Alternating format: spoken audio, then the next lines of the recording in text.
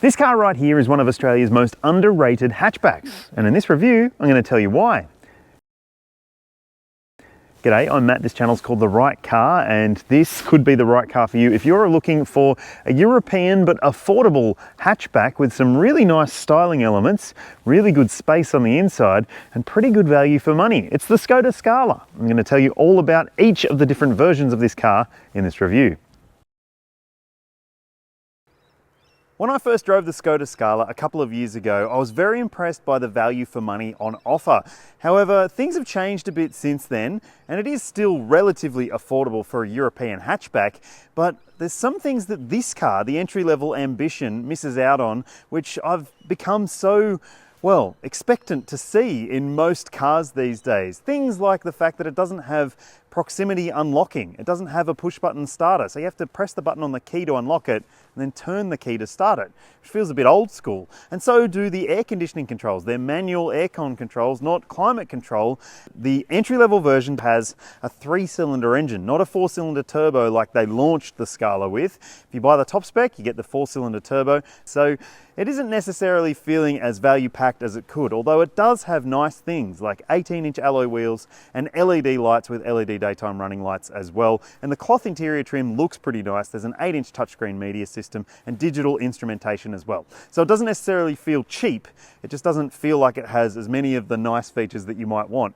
If you do want to have those nice features, then you can spend $8,000 or $9,000 more and get the signature version, which comes with a bigger touchscreen media system and those little convenience features which you will appreciate, keyless entry and push button start, among a bunch of other things as well. There are no other European hatchbacks at this kind of value for money level, apart from obviously the Volkswagen Golf, which shares quite a bit with this model, and it does have the option of a few performance variants, which the Scala doesn't have. So if you are thinking, well, I want a Euro hatchback and I don't want to spend heaps and heaps of money to get it, there's one other European hatchback rival that you might want to have a look at. I've done a review of it too. It's the Cupra Leon. Hit the link up there and check out my review of that car. The prices seem to be going up constantly on the Cupra range.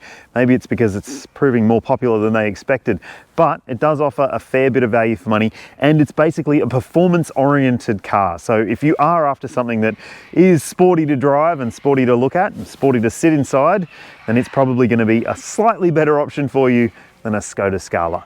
Now, the other options out there are a few really good ones, include the Toyota Corolla hatchback. Hit the link up there to watch my review of that car, and you'll see that I reckon it's a fantastic car, but not the most practical hatch.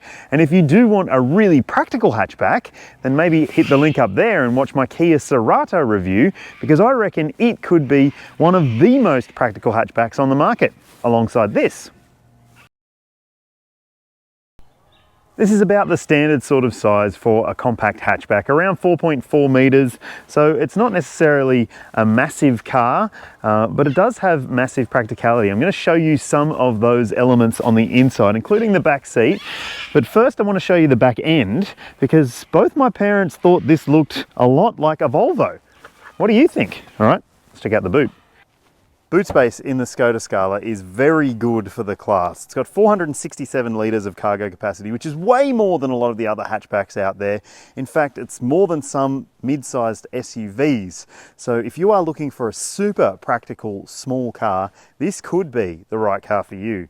Now, it does have some nice features in the back, although this base grade doesn't have any of the nets that you usually get in a Skoda to keep things secure, which I think is a bit of a cost-cutting measure, but it's still got the hooks for them if you want to buy them as an accessory, and underneath the floor you'll find a space saver spare wheel as well. There's little storage areas at the back of the boot as well, behind the wheel arches, so they're very handy for if you have like a bottle of milk or some bread or something. You don't want it flying all over the boot when you're driving home from the shop. And also there's these little hooks on the edges of the boot, which are fantastic for putting a shopping bag onto, or a school bag or something like that. Very practical, but are we expecting anything different from Skoda? Like I mentioned, there are some elements to this car, especially this base model Ambition version, which do feel a little bit affordable. Like I mentioned, that turnkey ignition, yep, one of those. The air conditioning controls being manual, yeah, that's a little bit old school. for a 2023 car, obviously. Like if you were looking at 2018 Skodas, then you'd probably be accepting of that sort of stuff. But for me, it's a little bit of a letdown considering how far the brand has come. Look, what also makes it weird is that there's a bit of spec anomaly going on here because you've got USB-C chargers up here, plus 2 more in the back seat as well. And you still get the Skoda umbrella in the door too, a nice leather-lined steering wheel, and, well, a manual handbrake, which does, again, bring it back down to earth a little bit. I love the seat trim though. This stitched finish on the seats is really quite nice. The copper elements to the stitching as well really sort of brings it in line with the Cupra models in the Volkswagen Group lineup, if you ask me. This 8-inch touchscreen media system, yep, Apple CarPlay, Android Auto, which is nice to see, and it's pretty easy to use. And I actually like the fact that, unlike some of the other Volkswagen Group models, you don't have to do a lot of the climate control stuff through the screen. So, like in a base model Skoda Kamiq, you have to do quite a bit of control through the screen for fan and temperature, whereas in this base model, you get these controls down here. So maybe this base model is actually smarter than I was giving it credit for. There's also a digital display for the driver as well. Very nice controls on the steering wheel, and there's a little button here which you'll want to learn. That's the assistance button. So you hit that and then hit that little dial there below it to turn off the lane keeping assist. I've been doing that every time I drive this car, but that's just because I don't like people telling me what to do. All right, let's get in the back seat. Skoda's known for its practical interiors, and this car is no different. This seat is set for me at 182 centimetres, and that's 6 foot in the old money.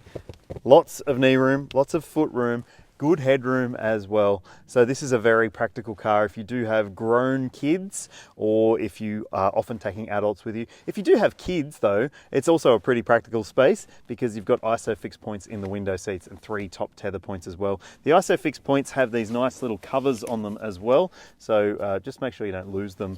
I just keep them in there because that's a nice little handy map pocket. Got another one on this side as well. No drop down armrest with cup holders though. So drinks will have to be in the door pocket only. There's a bit of a lump here, a transmission tunnel intrusion, which can limit the usability of the backseat space if you do want to try and fit 3 people across. But otherwise, as a 2-seater, it's comfy. There's 2 USB-C ports and you've got directional air vents as well. So it is definitely designed more as a 4 than 5-seater, but you could fit 5 in if you needed to. Pretty good. When the Scala launched, it only came with 1 engine option, and then they decided to add the entry-level version, which is this one here. It's a 3-cylinder turbo petrol 1-litre engine, and it might seem like not very much engine for a car like this, but it does have enough grunt. You'll see the figures on your screen now, and I'll tell you what it's like to drive in the driving section because I do have some thoughts on it. It comes as standard with a 7-speed dual-clutch automatic transmission and it's front-wheel drive. And if you step up to the expensive Scala model, then you get a 1.5-litre 4-cylinder turbo petrol, which has 110 kilowatts and a heap more torque as well. So it would be the choice that I would go for if I was looking at the Scala because it's a nicer engine to live with. Like I said, I'll tell you more in the driving section. Look, I've already called out this 1-litre engine a little bit so far in this review, and it is, well, it's adequate and it is actually quite enticing. If you like characterful 3-cylinder turbo engines, then you're going to like this one. But I would say that if you prefer refinement, you might prefer the 1.5-litre 4-cylinder in the high-grade version because this one can be a little bit rumbly and a little bit rough around the edges. My main gripes, just like in the Skoda Kamiq, watch my review up there if you haven't already, is that this engine, well, it struggles a little bit at low speeds, in particular when you are in stop-start situations. So if you come up to a stop and then you have to restart, it can take a really long time for it to figure itself out because it's got engine start-stop technology. It's also got a dual-clutch transmission, so it can have a fair bit of lag from a standstill. Now, in my experience, the bigger engine, the 1.5, does have less of that to deal with, and it's also got more pep as well and much more refinement, so it doesn't have as much of a jostle when you do come to a start again. And if you're the sort of person who doesn't like stop-start technology, there's a button right near the shifter. You don't have to go through a screen to turn it off, which is good. The dual clutch automatic transmission is pretty good, apart from that little bit of lag from a standstill. It's very snappy in the way that it shifts gears and seems to know exactly what gear it should be in at each situation that you find yourself in. And it's also not afraid to actually just hold on to a higher gear and let the engine's torque pull you along. But if you go up a gradient like I am now, you'll see that it will drop back a gear and just keep you progressing nicely.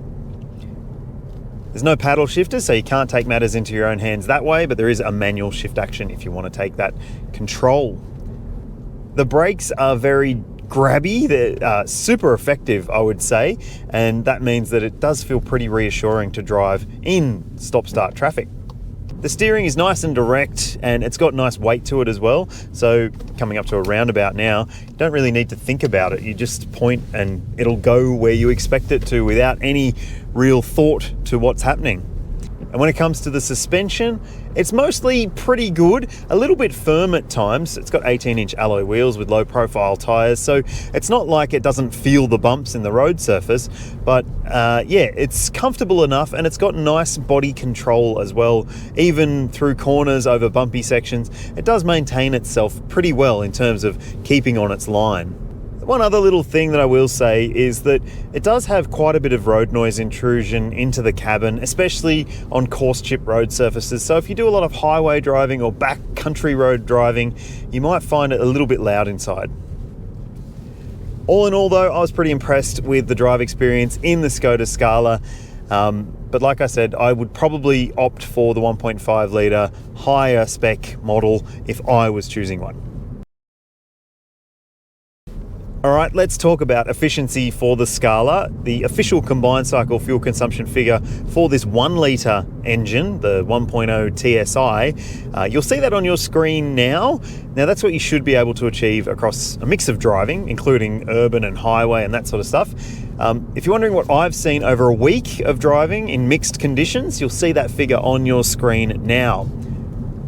I was okay with that. I thought that was pretty good for this kind of car, doing the kind of stuff that I was doing with it.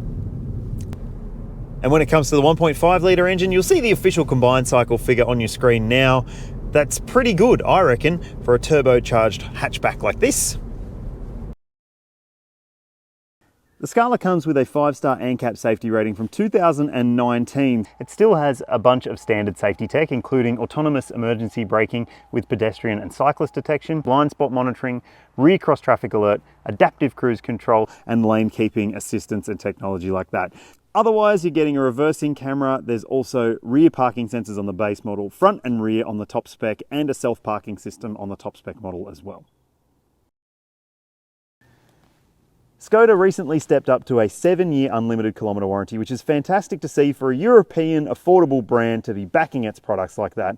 I'm very happy with that personally. Now, it also comes with cap price servicing available and prepaid service packs. So you can either pay as you go or prepay, and you might save a bit of money if you do that. When it comes to roadside assist, you'll see the details on your screen now as well. And I reckon that this is a pretty compelling option for new car buyers who want a vehicle that basically has good backing, at least on paper. If you are sold on the idea of a Skoda Scala, then maybe I would recommend test driving both, and I would think that you will come to the conclusion that the high-spec version is the better car. Look, it's more expensive by quite a lot, but you are getting a lot more car for your money. I reckon this one feels just a bit underdone, considering some of the spec shortages that it has. But tell me what you think in the comments section below. Would you choose a Skoda Scala? Would you choose a different Skoda? Would you choose a different car altogether? I'd love to hear from you. If you haven't already, please do hit like and subscribe and ring the bell for me. Stay up to date with everything I've got coming. Join the community, have your say, and also have fun. See ya.